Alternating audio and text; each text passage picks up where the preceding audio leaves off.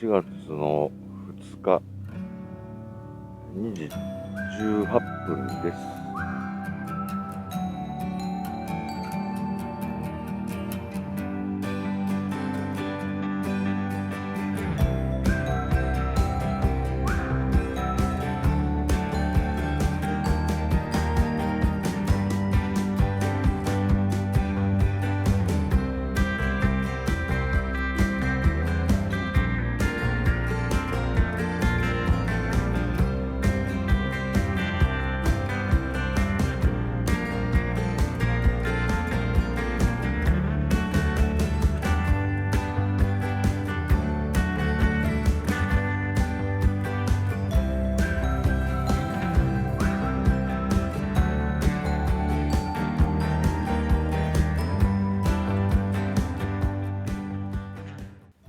今3時2分になりました。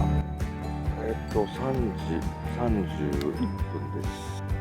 今3時50分になりました。針葉樹5キロ購入です。4時36分です。今日の日の出の時刻は5時28分。今4時37分ですから。今4時59分。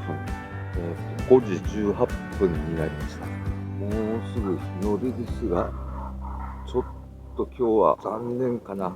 見てみますか。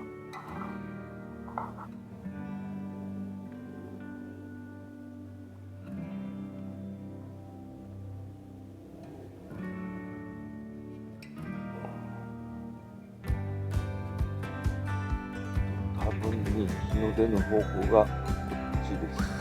雲があります。しょうがないですね。また今度。